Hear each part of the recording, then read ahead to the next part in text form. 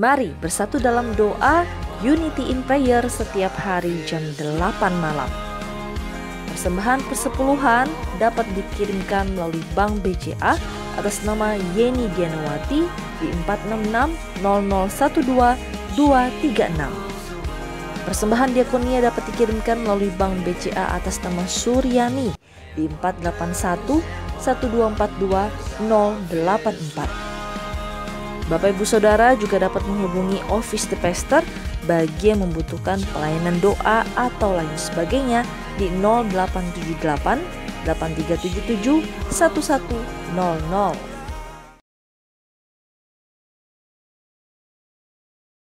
Happy Sunday semua. Tema Voice of Pentecost hari ini adalah, apakah orang Kristen pasti berbuah? Sebagai orang percaya, hidup kita harus senantiasa berbuah, agar supaya memberikan kesaksian untuk orang lain dan sebagai bukti dari hasil kerja Roh Kudus. Jadi apa itu sebenarnya buah roh? Galatia 5 ayat 22-23 berkata, tetapi buah roh ialah kasih, sukacita, damai sejahtera, kesabaran, kemurahan, kebaikan, kesetiaan, kelemah lembutan, penguasaan diri. Tidak ada hukum yang menentang hal-hal itu. Kalau kita lihat secara biologi, buah adalah sesuatu yang dihasilkan oleh sebuah pohon sebagai bagian dari proses pertumbuhannya.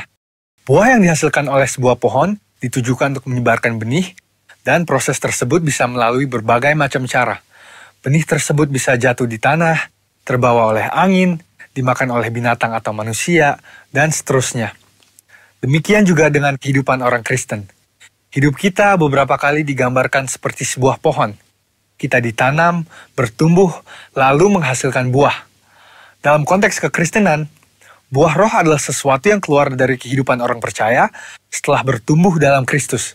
Dan pada akhirnya, buah tersebut ditujukan untuk menyebarkan benih firman Tuhan kepada semua orang. Ketika seseorang lahir baru dan mempunyai iman percaya kepada Yesus sebagai juru selamat, maka orang itu akan mengalami transformasi dalam kehidupannya yang dikerjakan oleh Roh Kudus.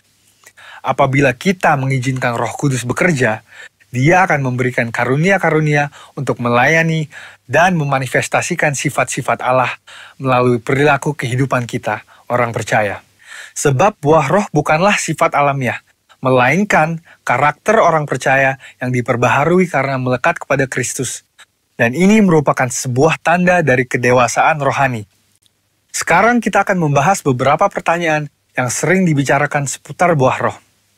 Yang pertama adalah, apakah seseorang bisa menunjukkan nilai-nilai kebaikan tanpa pendiaman Roh Kudus?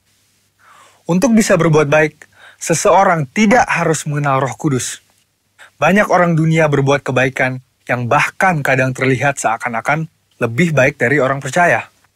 Hal ini karena semua orang dimanapun mereka berada dan dari budaya atau keluarga apapun bisa menerima dan menyetujui prinsip-prinsip buah roh. Namun ada perbedaan yang mendasari prinsip-prinsip dari buah roh tersebut antara orang percaya dan orang dunia. Bagi orang percaya, prinsip-prinsip buah roh dilakukan untuk memuliakan Tuhan. Semua ditujukan untuk menyenangkan Dia, dan firman Tuhanlah yang menjadi standar untuk prinsip tersebut. Tetapi untuk orang dunia, yang hidupnya dikuasai oleh kedagingan dan tidak didiami serta dituntun oleh Roh Kudus, prinsip perbuatan baiknya didasari oleh pemahaman orang itu sendiri dengan motif yang berbeda-beda. Pertanyaan yang kedua adalah, apakah orang yang kelihatan berbahasa roh pasti menunjukkan buah roh dalam kehidupannya?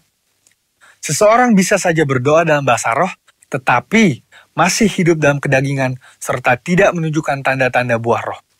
Sebab dibutuhkan upaya oleh orang percaya supaya Roh Kudus senantiasa bekerja penuh, memimpin, dan membentuk karakter Kristus di dalam diri kita masing-masing. Sekali lagi, hal ini sama seperti sebuah pohon. Agar menghasilkan buah, maka pohon tersebut harus dirawat dan diberikan nutrisi supaya bisa bertumbuh dan menghasilkan buah. Seperti yang tertulis dalam Mazmur 1 ayat 1-3. Jadi, berbahasa roh tidak menjamin bahwa buah roh ada di dalam kehidupan seseorang. Bagaimana caranya supaya bisa menghasilkan buah roh? Kita harus melakukan disiplin rohani seperti bersaat teduh, berdoa, berbahasa roh, merenungkan firman Tuhan, bersekutu dalam kul, ikut pelayanan, membantu orang percaya untuk dapat hidup dalam pimpinan Roh Kudus, dan memberikan pelajaran praktis, sehingga mereka pun dapat menghasilkan buah roh dalam kehidupan mereka. Pertanyaan yang ketiga adalah, apa dampak buah roh dalam kehidupan orang percaya? Sama seperti buah yang berasal dari pohon tidak dimakan dan dinikmati oleh pohonnya sendiri, demikian juga halnya dengan buah roh. Buah roh yang dihasilkan oleh orang percaya ditujukan untuk membuat dampak kepada orang lain di sekitarnya. Rasul Paulus mengatakan bahwa orang yang menghasilkan buah adalah orang yang hidup sebagai anak-anak terang. Orang percaya yang menghasilkan buah roh pasti akan berdampak kepada orang lain di sekitarnya.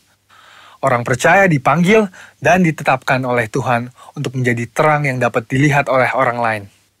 Jadi, tujuan akhir dari buah roh adalah supaya lebih banyak orang datang mengenal Tuhan Yesus akibat kesaksian hidup kita. Mari kita mengambil keputusan untuk terus menjaga dan merawat kehidupan rohani kita, supaya nanti pada waktunya, hidup kita juga menghasilkan buah untuk kemuliaan Tuhan. Saudara, untuk penjelasan lebih lengkapnya dari tim teologi kami, jangan lupa buka link yang ada di atas atau scan barcode yang tersedia. Selamat hari Minggu, Tuhan Yesus memberkati.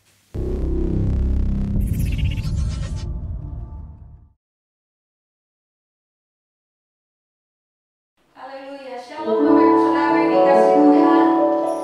Tanpa sadari, saudara tidak sadari, kita memasuki bulan Desember. Banyak hal yang Tuhan kerjakan dalam hidup kita dari awal tahun hingga hari ini. Saya percaya semua karena kehendak Tuhan, amin. Dan pada saat ini pagi hari mari setiap kita buka hati di hadapan Tuhan. Siapkan hati kita untuk kita memuji dan menyembah Tuhan. Haleluya.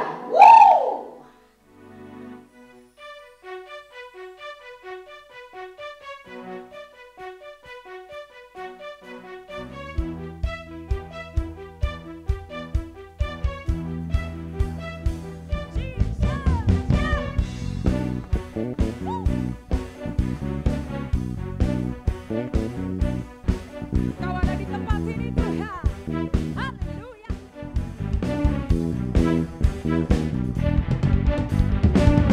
Bersyukurlah kepadanya, bawalah pujian baginya, karena dia Raja, oh, dia yang perkasa. Tuhanlah kekuatanku, mastur dan keselamatanku, dia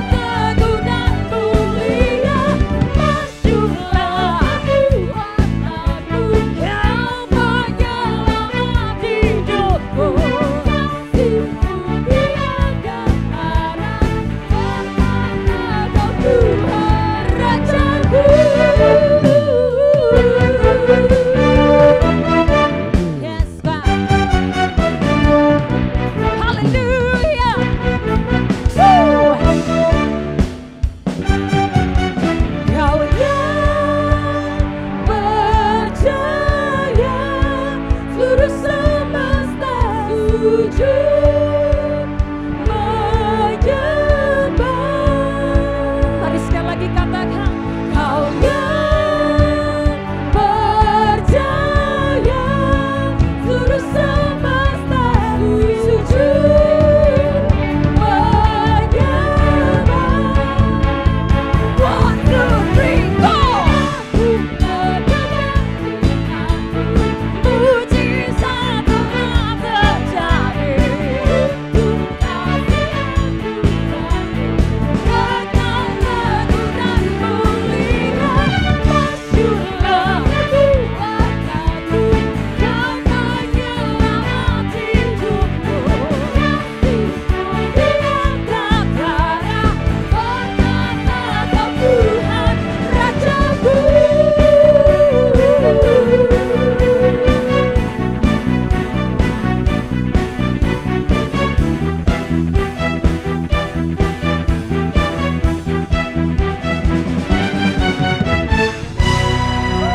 Mari berikan sorak-sorai tepuk tangan buat Allah kita. Haleluya. Haleluya.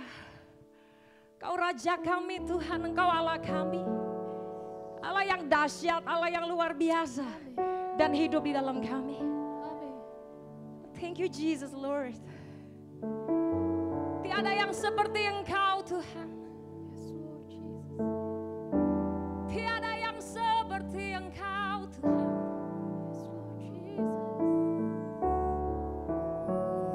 Kami menyembah-Mu Tuhan. Kami memuji-Mu. Mari Bapak Ibu Saudara, saat ini dimanapun Engkau berada, mari buka hatimu. Mari rindukan Tuhan, saudara. Rindukan Bapa. Bapa ada bersamamu. Bapa merindukanmu. Kami buka hati kami buat kasih setiamu.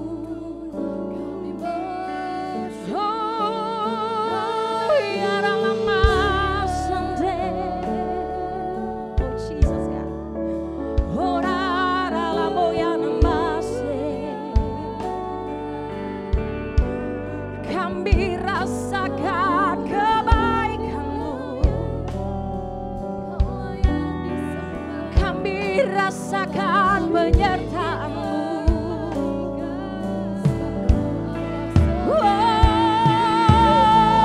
Kami bersyukur buat segalanya. Kalau kami boleh ada sampai hari ini, semua karena anugerah-Mu. Kami bawa syukur kami. Kami bawa sembah kami. Shendere mora lama sandara la mora lama se hiera la mora lama so hiera la mo hiere demo sandara la mora lama sande. Oh, we thank you, Lord. Oh, we thank you, Lord. Oh, we thank you, Lord. Hiara la mo, hiara la base. Sampai detik ini kami rasakan kebaikan Tuhan. Sampai detik ini kami rasakan penyertaan-Mu yang sempurna. Tak pernah tinggalkan kami. Tak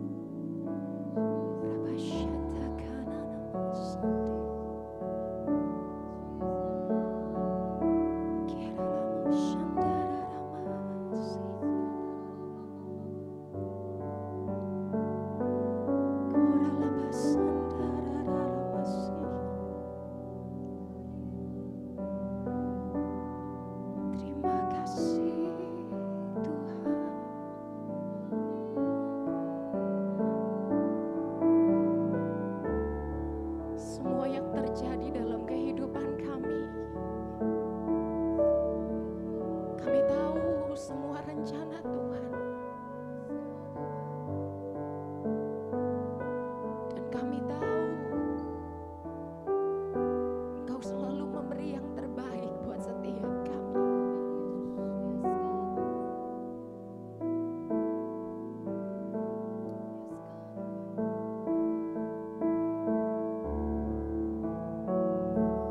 Makasih Tuhan.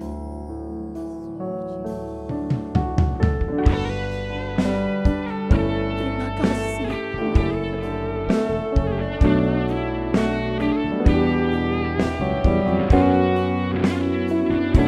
Terima kasih Tuhan.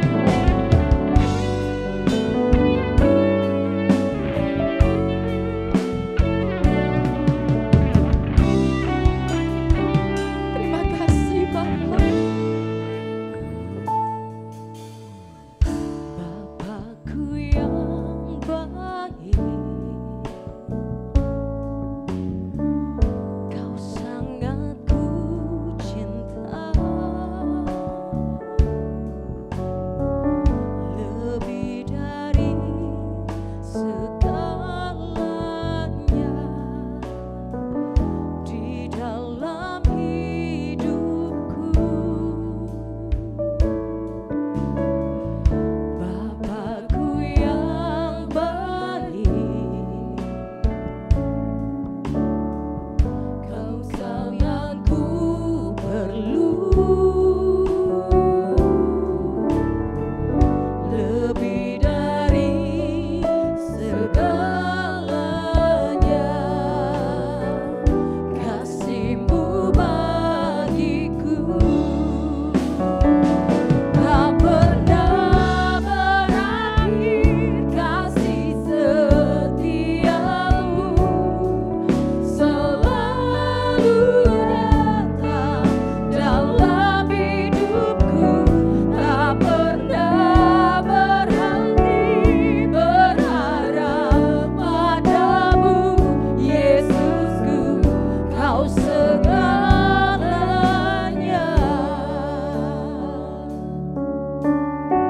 Mari buka hatimu saudara, katakan Bapakku yang baik, Kau sangat ku cinta, lebih dari segalanya di dalam hidupku.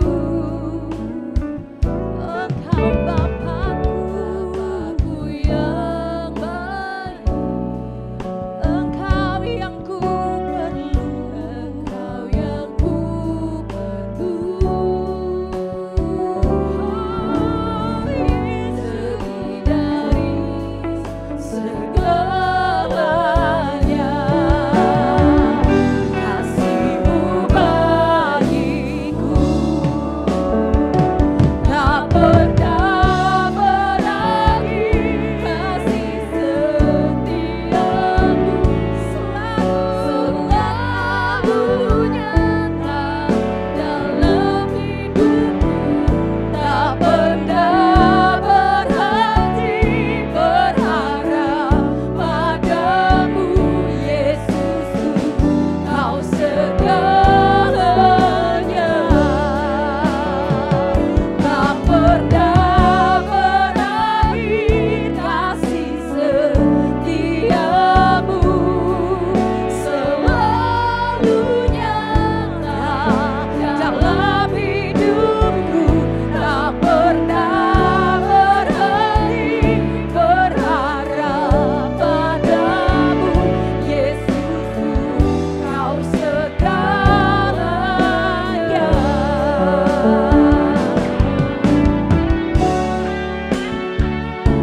Tak pernah berakhir kasih setiamu dalam hidup kami Tuhan. Allah yang setia, Allah yang baik, Bapa yang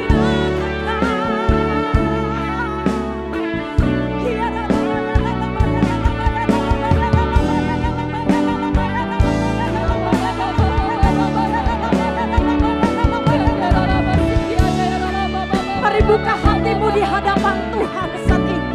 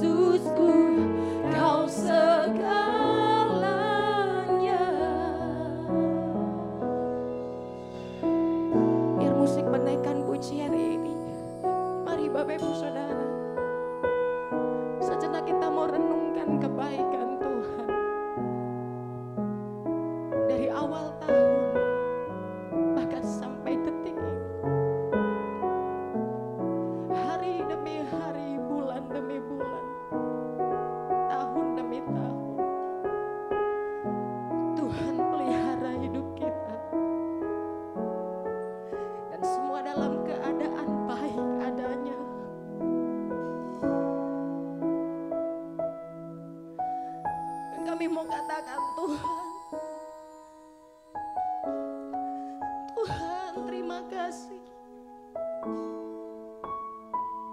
Kami mau bilang Tuhan terima kasih. Tuhan terima kasih. Setiap kami saat ini kami datang sama Tuhan, kami buka hati kami. Kami cuma mau bilang Tuhan terima kasih buat segalanya. Engkau baik, sangat baik. Banyak hal yang Tuhan kerjakan dalam hidup kami. Dan kami tahu semuanya mendatangkan kebaikan. Kami mau bilang Tuhan, kasih setiamu itu cukup bagi kami Tuhan.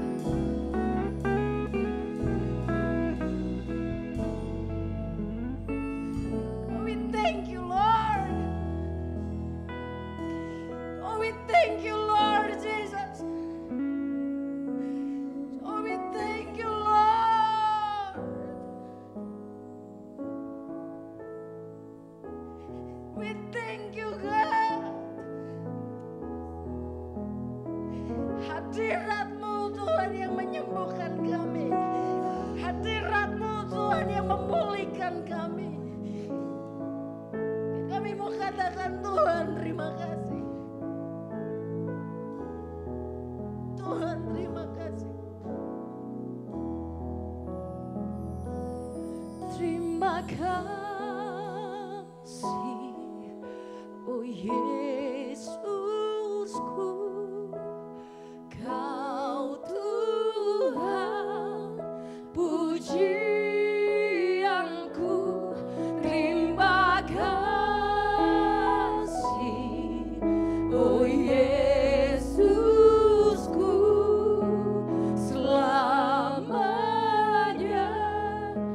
ku cinta Kau.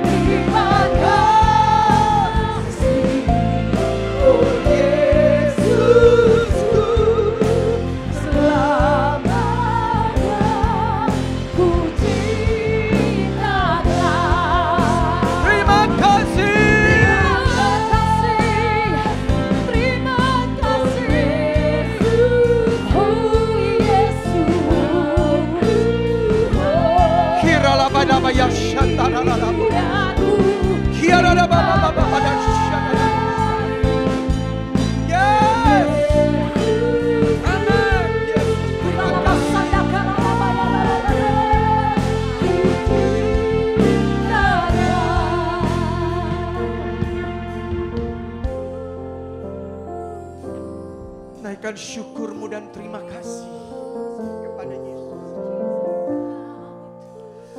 Bahwa Tuhan sampai saat ini Dia tetap menyertai kita. Dia tetap memelihara hidup kita. Dia tetap menjadi pelindung dan perisai dan kota benteng kita. Dia setia menolongmu. Dia setia menguatkan. Shikinaralabaya sandaralabaya. Thank you, Lord God. Oh, we thank you. Dia Bapa yang baik. We thank you, Lord. We thank you. Kasih setianya tidak pernah berubah dari dulu, sekarang bahkan sampai selama-lamanya. Anugerah-Mu Tuhan tetap ada pada kami. Kami bersyukur. Kami bersyukur Tuhan. Ya kami bersyukur.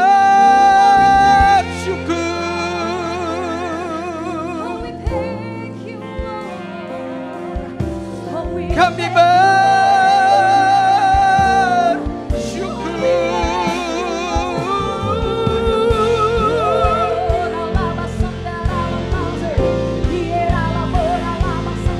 terima kasih Tuhan. Terima kasih. Terima kasih untuk penyertaan-Mu. Terima kasih untuk tuntunan-Mu. Terima kasih Yesus Tuhan.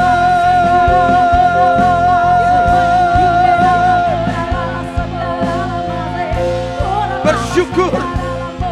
Bersyukur. Bersyukur. Bersyukur. Bersyukur. Herabatakaya raralabaya sandara. Herarabaya se. Bersyukur.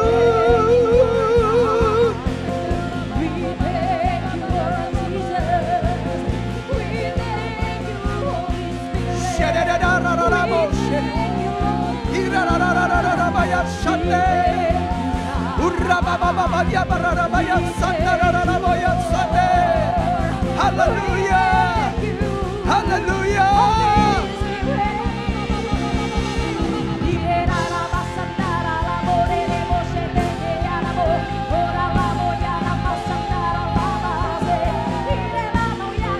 We love you, Lord. We love you, Lord.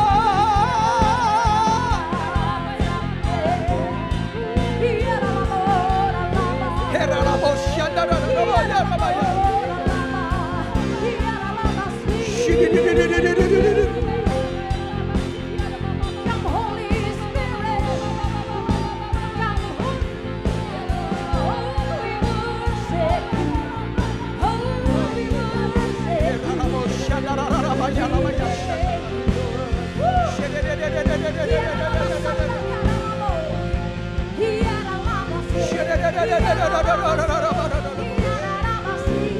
Hallelujah.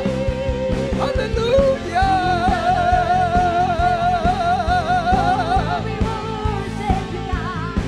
Engkau hadir di sini.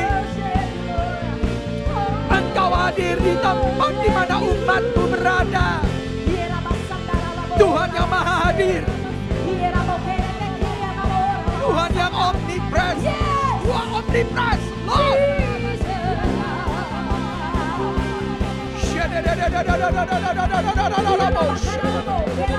Yeah, yeah, yeah.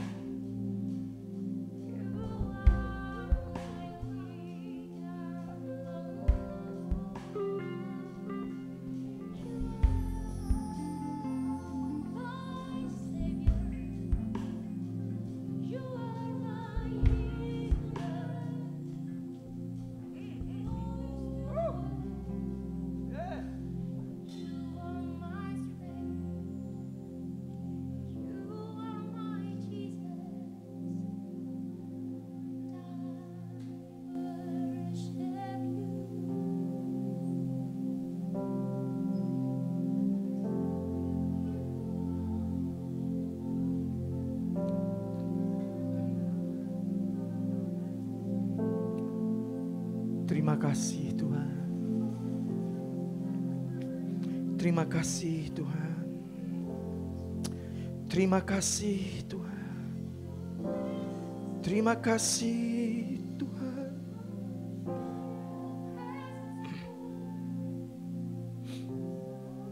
Haleluya.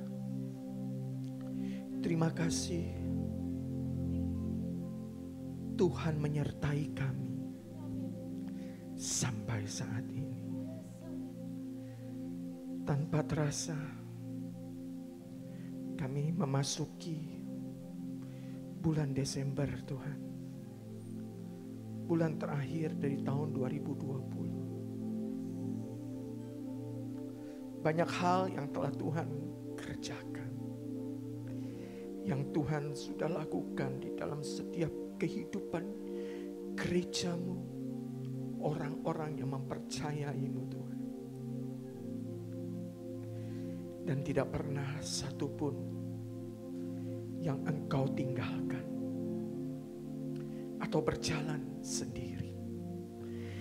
Tetapi tangan Tuhan yang kuat, yang ajaib, itu senantiasa memegang kami, menuntun kami, memimpin kami di dalam setiap jalan-jalan kami. Tuhan menuntun dan mengajar kami untuk meniti jalan-jalan yang sulit, yang sukar kami lewati. Ketika kami lelah, Engkau menggendong kami. Ketika kami putus pengharapan, firman-Mu menghibur kami.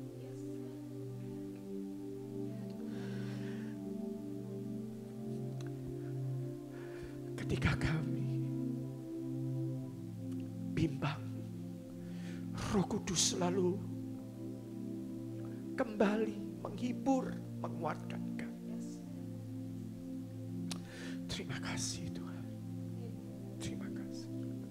Terima kasih. Engkau sungguh nyata. Engkau sungguh luar biasa. Perbuatan-perbuatan-Mu tak terpikirkan. Tahun ini adalah tahun unpredictable Tuhan. Tetapi banyak juga yang kami terima Tuhan, yang tidak pernah kami pikirkan, yang tidak pernah kami lihat, yang tidak pernah timbul dalam hati kami, yang belum pernah kami dengar sebelum. Itu kami terima. Terima kasih. Terima kasih. Kami bersyukur. Kami bersyukur. Sampaikan firman-Mu dan isi hati-Mu. Bahwa janji-Mu ya dan amin. Janji-Mu selalu terjadi, tergenapi dalam hidup kami. Terima kasih Bapa. Di dalam nama Tuhan Yesus, kami sudah berdoa dan mengucap syukur. Haleluya. Yang percaya, katakan amin.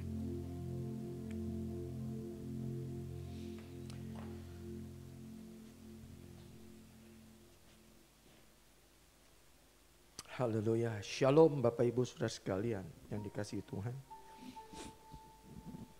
Tanpa terasa kita sudah memasuki di ujung dari tahun ini. Dan kalau kita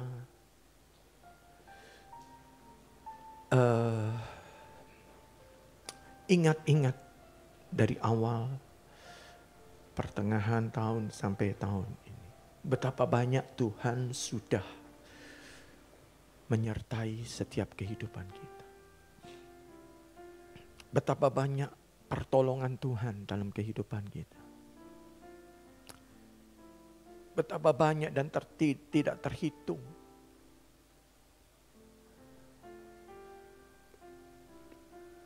tuntunan Tuhan pimpinan Tuhan dalam setiap kehidupan kita.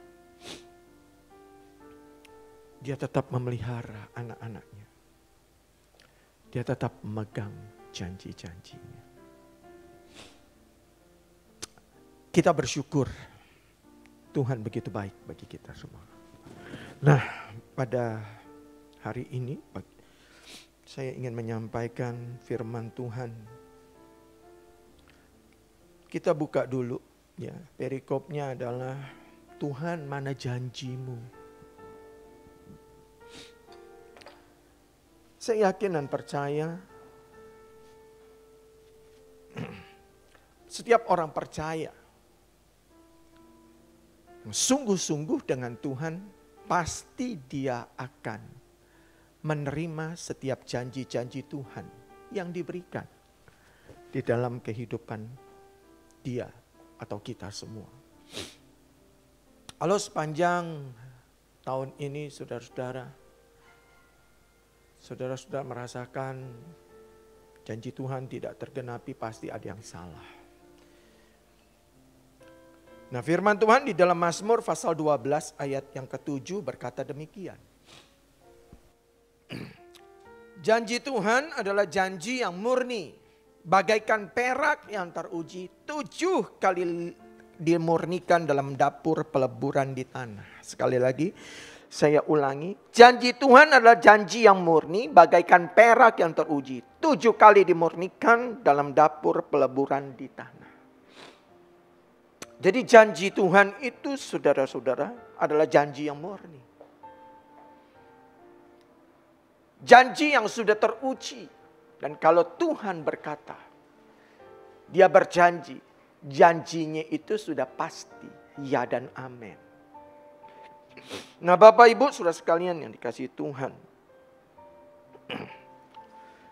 Saya sempat kaget saudara-saudara. Ada beberapa anak-anak Tuhan yang pernah berbicara kepada saya pada waktu konseling dan lain sebagainya. Dia bilang, saya sudah berdoa Pak. Saya sudah berharap, saya sudah berseru-seru kepada Tuhan. Tapi Tuhan lama menggenapi janjinya. Mungkin tidak semua janji Tuhan itu buat orang percaya. Bahkan banyak yang berpendapat, ada yang berpendapat bahwa janji Tuhan itu sukar untuk terrealisasi dalam kehidupan mereka. Karena banyak persyaratannya. Salah satu persyaratannya terutama dalam hal tuntutan untuk hidup harus demikian kudus. Tidak boleh ada celah. Tidak boleh sama sekali berdosa. Kalau berbuat dosa, batal itu janjinya. Kalau hidup kita demikian kudus, mungkin itu baru bisa terrealisasi janji Tuhan dalam kehidupan kita.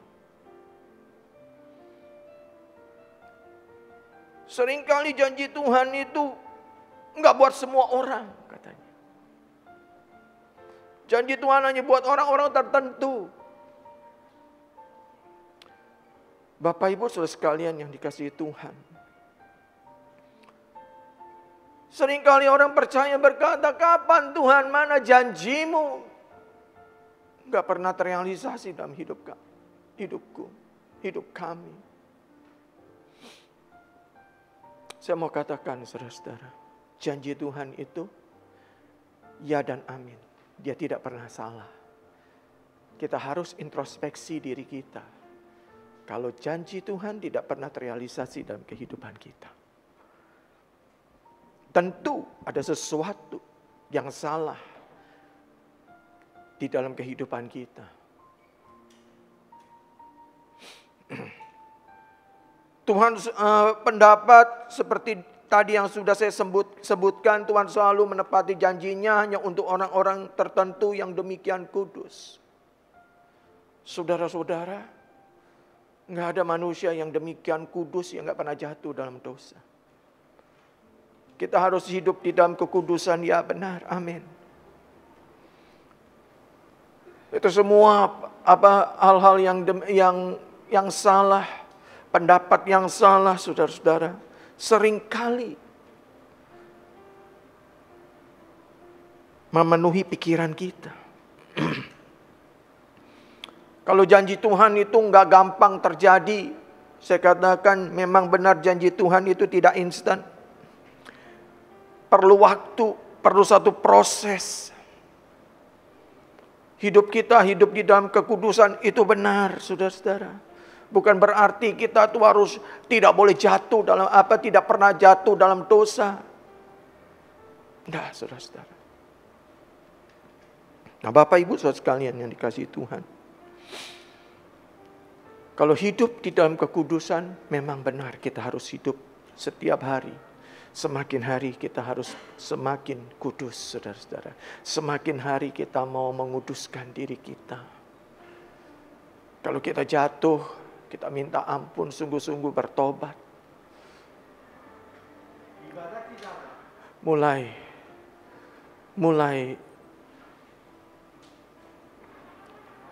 kembali lagi sama Tuhan. Nah, Bapak Ibu, memang benar di dalam 1 Petrus 1 ayat 16 kan dikatakan, kuduslah kamu sebab aku kudus, kata Tuhan. Nah, hari ini kita ingin belajar dan mengetahui bagaimana janji Tuhan dapat realisasi di dalam hidup kita ini.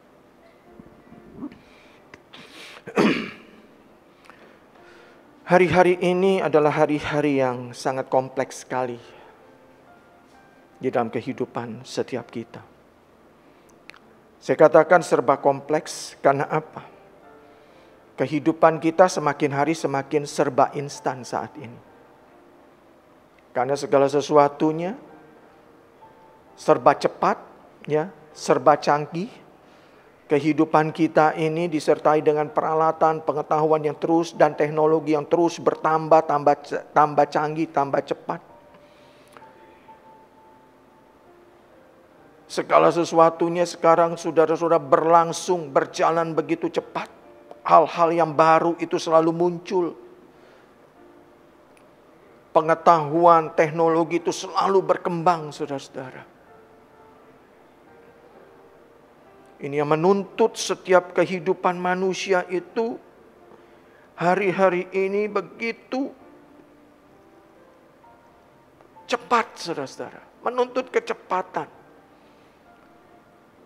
Segala sesuatu yang canggih-canggih itu membuat hidup kita menjadi lebih instan, saudara-saudara. Kehidupan yang dipacu untuk menuntut serba cepat ini, dewasa ini yang terjadi, saudara-saudara. Kita juga harus berubah. Kita juga harus mengikutinya. Kalau enggak ketinggalan. Jika kita tidak update perkembangan-perkembangan yang terjadi. Perubahan-perubahan yang terjadi begitu cepat. Kita ketinggalan. Memang segala sesuatu yang disiapkan, segala sesuatu yang ada sekarang membuat hidup kita lebih instan, lebih mudah, lebih efektif. Membuat hidup kita lebih nyaman.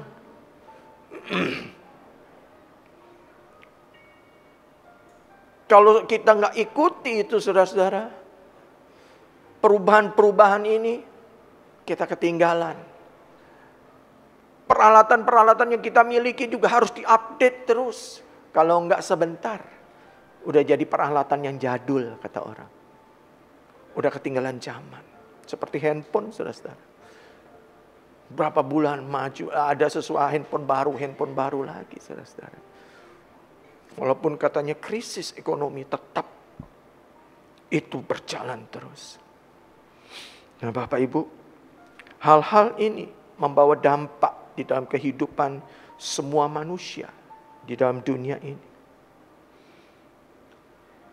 Segala sesuatunya mau serba instan, serba cepat. Sekarang nggak perlu lagi, saudara-saudara, Nggak perlu bawa duit cash, bisa melalui handphone. Cashless semua. Nggak mau repot, saudara-saudara. Tetapi dampaknya dari itu semua membuat manusia itu tidak memiliki lagi kesabaran. Nggak bisa sabar. Cepat segala sesuatunya harus cepat, harus instan. Tidak ada lagi penguasaan diri. Seringkali manusia hari-hari ini temperamental, kehilangan kontrol, kehilangan penguasaan diri. Coba lihat hari-hari ini manusia semakin ego, saudara-saudara. Semua mementingkan diri sendiri. Nah, Bapak Ibu, demikian juga dampaknya ke dalam hal kerohanian. Sehingga dalam setiap menantikan janji Tuhan, pertolongan Tuhan, standarnya itu bukan Tuhan lagi, tetapi standarnya manusia itu sendiri. Standarnya itu menurut kemauan dia. Tuhan harus cepat. Segala sesuatu untuk seakan-akan memaksa Tuhan. Kita minta tolong sama Tuhan, tapi kita maksa sama Tuhan. Tuhan ikuti aturan kita. Saya mau katakan, keadaan manusia seperti ini sudah kehilangan kesabaran, penguasaan diri, pengendalian diri. Tuhan kita tidak bisa diatur oleh kita sesuai dengan kemauan kita. Sebaliknya, kita yang harus tunduk dan taat pada aturan mainnya Tuhan. Nah, Bapak Ibu sekalian yang dikasihi Tuhan,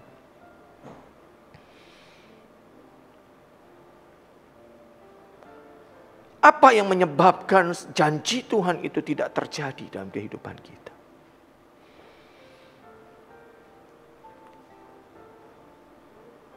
Yang pertama, kita tidak bisa, saudara-saudara, menerima janji Tuhan secara instan, secara tak cepat, menurut kemauan kita. Karena setiap janji Tuhan itu perlu proses. Apa prosesnya? Prosesnya hanya tunduk dan taat sesuai dengan aturannya Tuhan. Nah, ini saudara. Apakah ketika kita merindukan setiap janji-janji Tuhan dalam kehidupan kita, kita sudah sesuai tidak dengan kemauan Tuhan, keinginan Tuhan? Itu perlu dipertanyakan.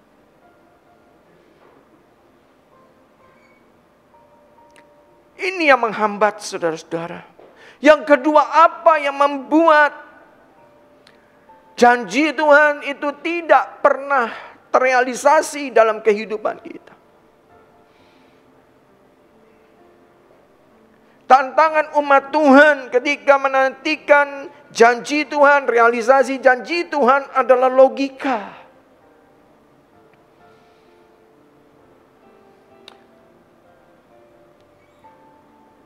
Sebenarnya setiap orang percaya itu harus mengikuti cara-caranya Tuhan. Tidak dengan caranya orang yang di luar daripada Kristus Yesus Tuhan.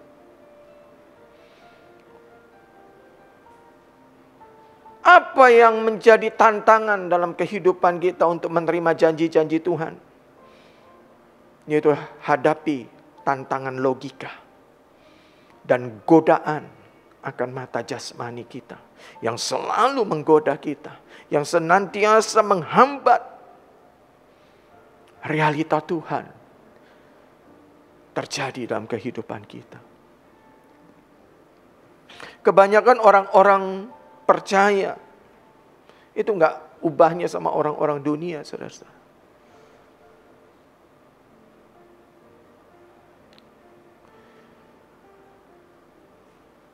Dia pakai logika. Dia tidak pernah pakai iman. Logika itu apa, saudara-saudara? Salah satunya, ya pakai kekuatan pikirannya.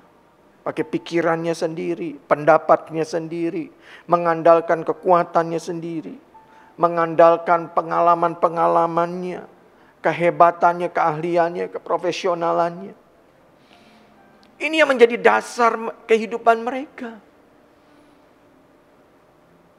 Mereka tidak menyadari hal-hal ini selalu merintangi setiap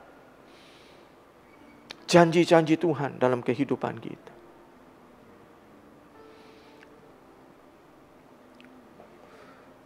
Kalau setiap janji Tuhan gak relevan, gak bisa terima.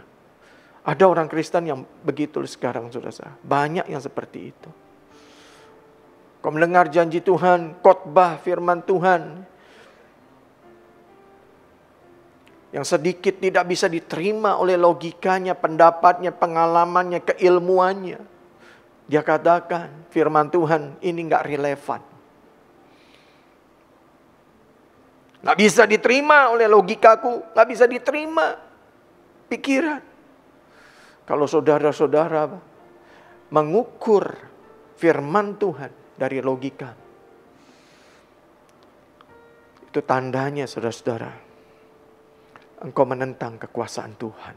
Engkau membatasi Tuhan yang Maha Kuasa dalam hidupmu. Contohnya apa saudara? Kalau kita lihat contoh di dalam Amsal pasal 11 ayat 24. Ini satu contoh yang mengatakan, ada yang menyebar harta tetapi bertambah kaya, ada yang menghemat secara luar biasa namun selalu berkekurangan. Ini mana mungkin terjadi? Ini nggak relevan, nggak masuk akal katanya. Tetapi itulah firman Tuhan, janji Tuhan, itu selalu paradoks dengan logika kita. Di situ kuasanya Tuhan. Di situ kebesarannya Tuhan. Di situ hidupnya firman Tuhan di dalam kehidupan setiap orang percaya, dan itu menjadi bagian dalam kehidupan kita. Bapak Ibu Saudara sekalian, jika Tuhan hanya bekerja sebatas logika kita dan memiliki kemampuan sebatas kemampuan dan kekuatan manusia, dia bukan Tuhan yang Maha Kuasa. Dia bukan Tuhan yang Maha Besar. Jangan membatasi firman Tuhan sebatas logika kita. Sampai kapanpun engkau tidak akan pernah menerima janji Tuhan. Malah sebaliknya saudara-saudara, seperti yang Yeremia katakan di dalam pasal yang ke-17 ayat 5 dan 6 berkata demikian. Beginilah firman Tuhan, terkutuklah orang yang mengandalkan manusia, yang mengandalkan kekuatannya sendiri dan yang hatinya menjauh daripada Tuhan. Firman Tuhan dengan jelas katakan, orang yang mengandalkan manusia, orang yang mengandalkan kepintarannya sendiri, orang yang mengandalkan kekuatannya sendiri, orang yang mengandalkan kehebatannya dirinya sendiri adalah orang yang menjauhkan diri dari Tuhan. Ini fakta.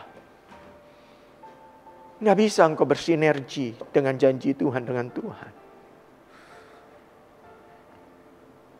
Dan semakin hari kehidupan orang yang seperti ini, firman Tuhan ayat yang ke-6 katakan, ia akan seperti semak bulus di padang belantara. Ia tidak akan mengalami datangnya keadaan baik. Dan ia akan tinggal di tanah angus, di padang gurun, di negeri padang asin yang tidak berpenduduk. Bapak Ibu saudara sekalian yang dikasihi Tuhan, untuk mengerti firman Tuhan dan mengenal pribadi Tuhan, tidak pakai logika yang terbatas, tetapi pakailah manusia batinmu, manusia rohanimu. Logikamu terbatas, tetapi manusia batinmu yang tidak terbatas, dia akan menuntun kepada satu pengertian-pengertian yang baru dan hikmat-hikmat yang baru tentang pribadinya Tuhan Yesus. Haleluya.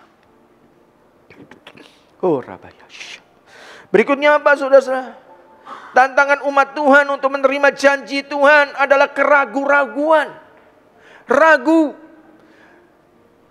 kemauan Tuhan sih, kehendak Tuhan sih, ingin setiap agar rencananya, janji-janjinya itu terrealisasi di dalam kehidupan kita. Dia rindu saudara-saudara, mukjizatnya terjadi dalam kehidupanmu. Pertolongannya sungguh nyata dalam kehidupanmu. Pribadinya sangat real dalam hidupmu, saudara-saudara. Tetapi orang percaya itu selalu terbuka atau membuka diri dengan keraguan-raguan, dengan tidak kepercayaan terhadap janji-janjinya Tuhan. Seringkali orang percaya itu berkata, aduh, mana mungkin ya, sulit banget ya. Kalau engkau dengan logikamu, firman Tuhan sulit untuk dijangkau, untuk dimengerti. Tetapi ketika engkau mulai taat dan tunduk kepada firman Tuhan itu, engkau percaya dengan hatimu, mengerti dengan hatimu, maka hidupmu semakin hari, semakin lama akan semakin mengenal kebenaran firman Tuhan itu. Firman Tuhan itu akan menjadi hidup dalam kehidupan kita. Seringkali keraguan itu membuat firman Tuhan itu tidak pernah terrealisasi dalam kehidupan kita. Dan mata jasmani kita ini, saudara-saudara, yang selalu membuat iman kita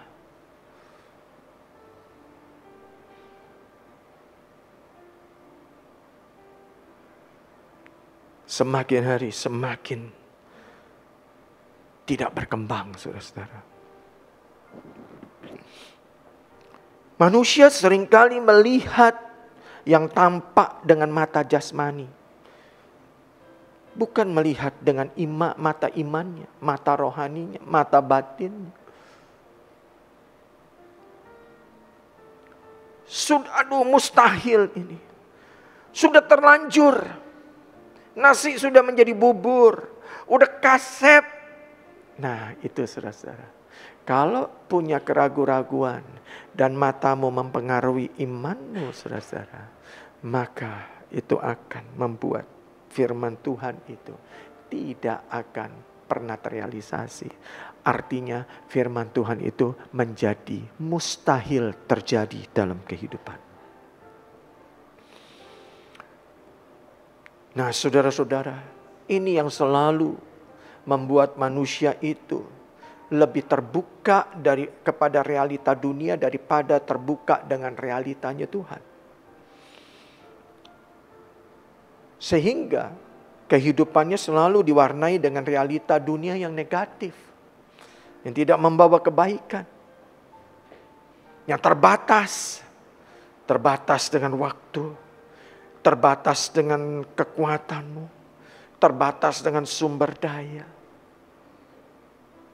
Tetapi kalau engkau masuk dalam realitanya Tuhan, tidak ada batasan. Tuhan kita adalah Tuhan yang tidak terbatas. Semakin kita masuk di dalam realitanya dunia, akan semakin menutup pribadi Tuhan itu bekerja dalam kehidupan kita. Singkirkan, ganti dengan mata iman. Hanya tunduk, taat, percaya. Yang selanjutnya, saudara-saudara, kita gunakan mata iman, artinya apa? Mengandalkan Tuhan. Percaya kepada Tuhan. Abraham disebut bapak orang percaya. Karena apa, saudara-saudara? Abraham itu menerima janji Tuhan pada saat dia berumur 75 tahun. Firman Tuhan katakan dalam Kejadian pasal 12 ayat 1 dan 2 berkata demikian. Berfirmanlah Tuhan kepada Abraham, pergilah dari negerimu, dari sanak saudaramu, dan dari rumah bapakmu, ini ke negeri yang akan kutunjukkan kepadamu. Aku akan membuat engkau menjadi bangsa yang besar, dan memberkati engkau, serta membuat namamu masyhur, dan engkau akan menjadi berkat. Saudara-saudara, Waktu Abraham terima janji Tuhan ini, dia kaget enggak? Dia pasti kaget. Dia katakan, pergi dari negerimu, dari sanak saudaramu, dari rumah bapakmu ini ke negeri yang akan kutunjukkan kepadamu. Tuhan cuma ngomong seperti itu. Tuhan tidak katakan pergi ke Kanaan itu akan menjadi milikmu. Oh tidak, belum saudara-saudara. Tuhan hanya berbicara pergi keluar dari sana keluarga. Aku akan menunjukkan kepadamu negeri yang akan menjadi milikmu. Bapak Ibu. Dan yang kedua yang lebih dahsyat lagi saudara-saudara. Aku akan membuat engkau menjadi bangsa yang besar dan memberkati engkau setelah membuat namamu masyhur dan engkau menjadi berkat. Wow. Puluhan tahun menikah dengan Sarai. Nggak dapat anak.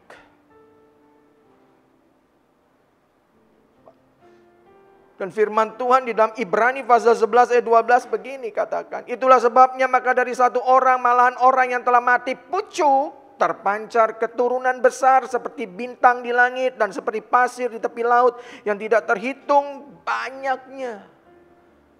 Saudara-saudara, dikatakan Abraham itu sudah mati pucuk. Sudah sangat tua. Untuk memperoleh anak itu sangat mustahil. Tetapi dikatakan apa? Tetapi Abraham percaya kepada Tuhan yang mampu membangkitkan orang mati.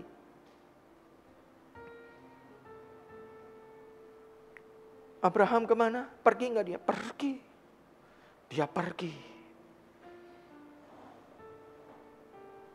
Dia tetap pergi. Kemana? Nggak tahu. Pokoknya Abraham dia mengandalkan Tuhan dan dia mulai bertindak sesuai dengan instruksinya Tuhan, yaitu firman Tuhan, pesan Tuhan. Nah saudara-saudara, ketika Abraham mulai bertindak, Tuhan mulai menuntun kehidupan Abraham. Ini loh prosesnya saudara-saudara. Firman Tuhan, janji Tuhan itu tidak bisa instan. Firman Tuhan hanya bisa terjadi ketika kita tunduk dan taat kepada Tuhan. Dan mulai bertindak. Tuhan akan menuntun kita. Mungkin dari persinggahan kepada persinggahan Abraham berkata di waktu sampai di Haran mungkinkah ini? Oh bukan, ini cuma persinggahan, tuntunan itu.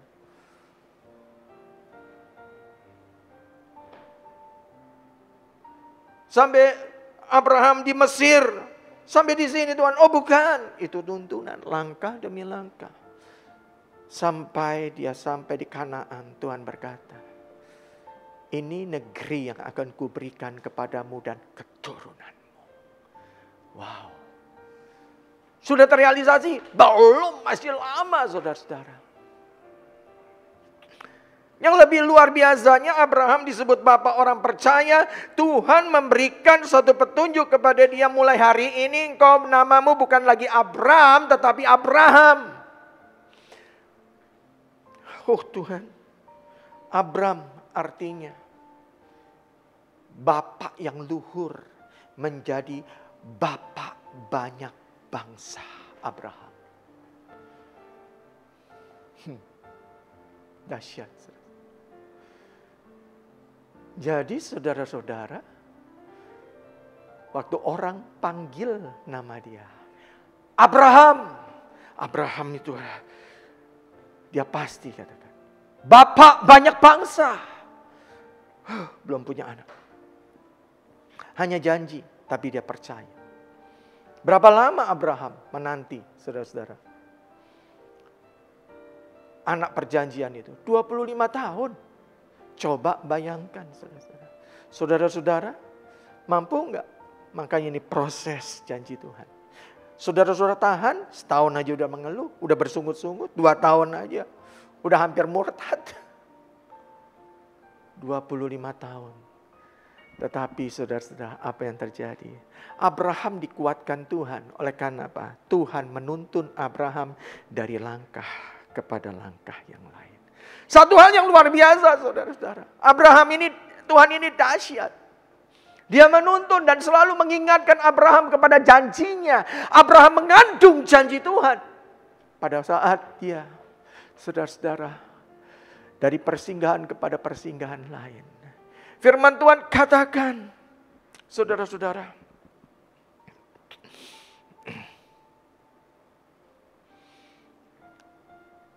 di dalam Kejadian pasal 22 ayat 17 sampai 18 berkata demikian. Ayat 17 dan 18.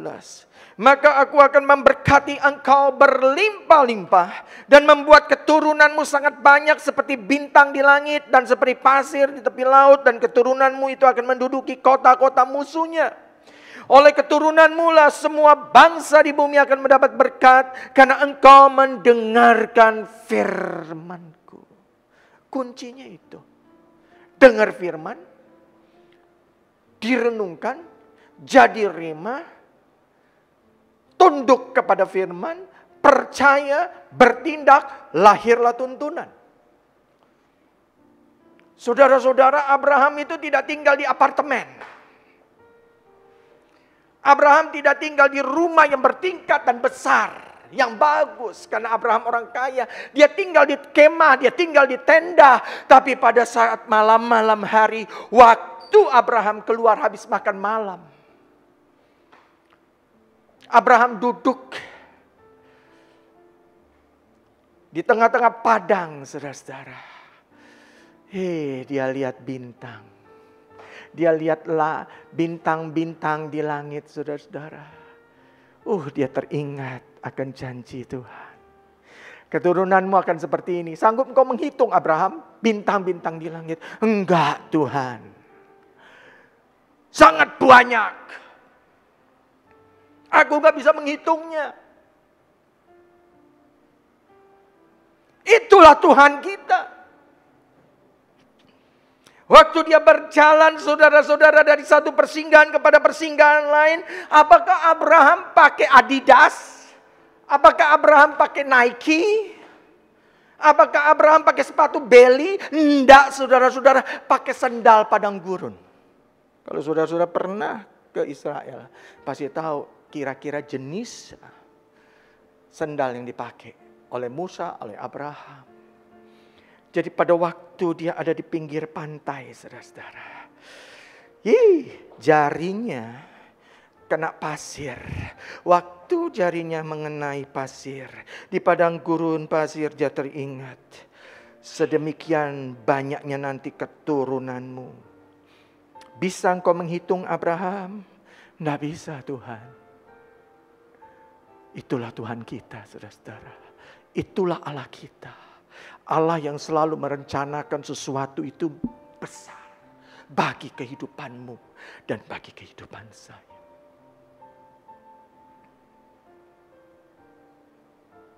Bapak, Ibu, saudara sekalian yang dikasihi Tuhan. Terjadi enggak janji Tuhan hari ini kepada Abraham dan keturunannya? Terjadi.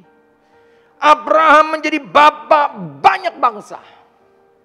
Keturunan perjanjiannya umat Israel menjadi bangsa yang spesial.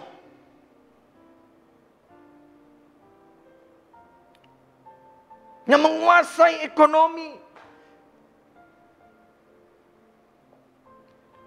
Yang menguasai pengetahuan. Wow, dahsyat, saudara-saudara. Itu kegenggenapan janji firman Tuhan. Allah kita itu kalau memberikan janjinya, memberikan sesuatu kepada kita, itu tidak yang ecek-ecek, yang biasa-biasa, tetapi yang spektakuler.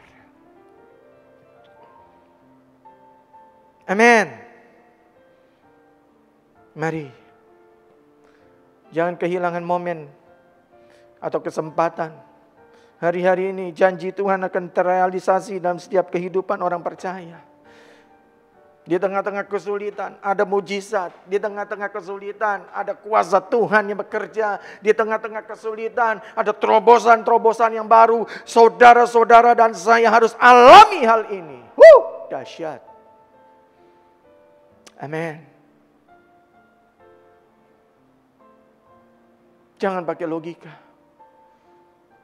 Jangan pakai mata roh jasmanimu. Jangan pakai logika. Pakai manusia rohanimu, manusia batinmu. Ada Roh Kudus di situ yang akan selalu menguatkan, mengingatkan, memegang tanganmu. Jangan pakai mata jasmanimu, terbatas saudara-saudara. Pakai mata rohanimu, mata imanmu. Tunduk kepada Tuhan. Percaya, andalkan Tuhan. Mulai bertindak, maka Tuhan akan menuntun kehidupan kita. Itu yang kita perlukan untuk merealisasikan janji-janji Tuhan. Amin. Mari kita masuk di dalam perjamuan pada pagi hari ini. Mari Bapak Ibu Saudara sekalian yang dikasihi Tuhan, kita masuk dalam perjamuan kudus. Engkau boleh ambil yang ada di rumah, roti tawar, biskuit, anggur kalau ada, teh, sirup boleh. Horalabaya sandaralabaya san.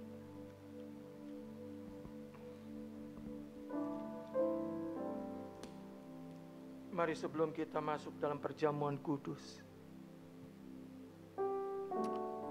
kita selesaikan hidup kita di hadapan Tuhan.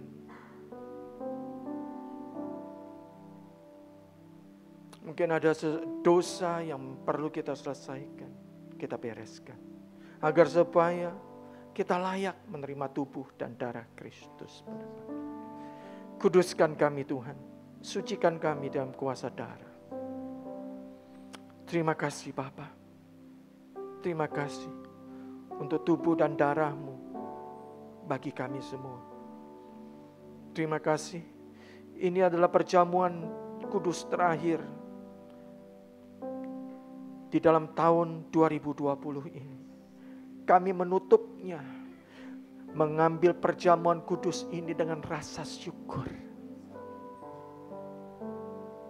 Untuk penyertaan-Mu. Untuk pemeliharaan-Mu. Untuk kebaikan-Mu. Untuk kasih-Mu Tuhan. Sehingga kami masuk di dalam tahun 2021 dengan layak berkenan di hadapan.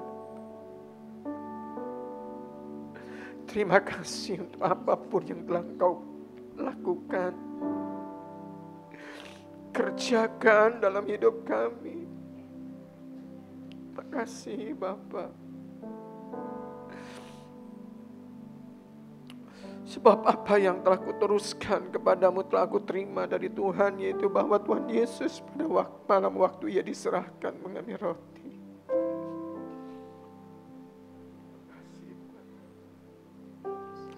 Sesudah itu ia mengucap syukur atasnya. Ia memecah-mecahkannya dan berkata, inilah tubuhku yang diserahkan bagi kamu. Perbuatlah ini menjadi peringatan akan aku. Bapak, Ibu, saudara-saudariku yang dikasihi Tuhan. Bukankah roti yang atasnya kita ucapkan syukur dan persekutuan kita dengan tubuh Kristus? Mari kita makan bersama dalam nama Tuhan Yesus.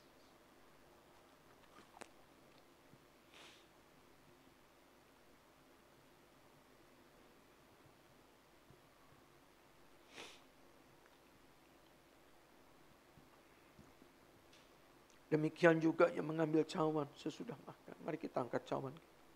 Lalu berkata, cawan ini adalah perjanjian baru yang dimeteraikan oleh darahku. Perbuatlah ini setiap kali kamu meminum menjadi peringatan akan aku.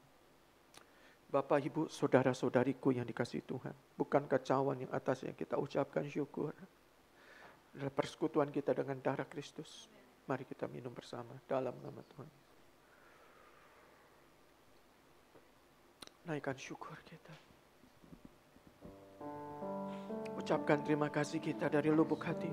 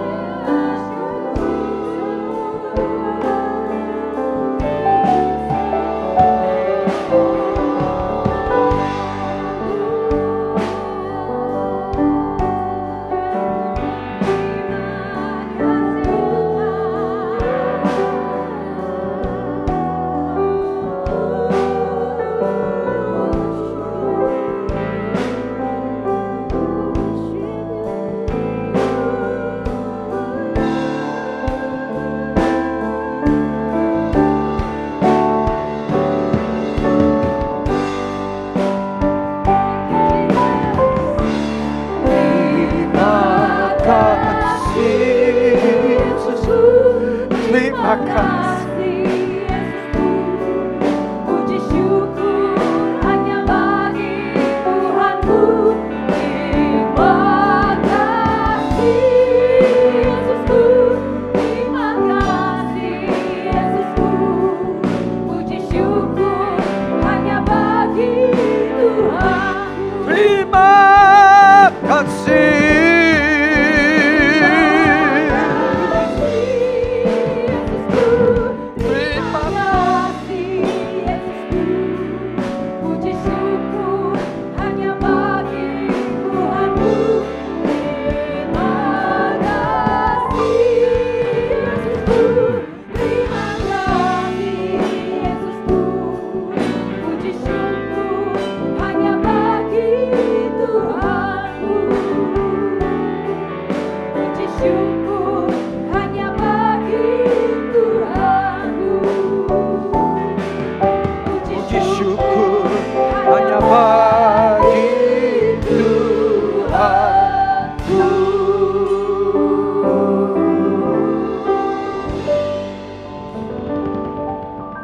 Mari kita akhiri ibadah kita.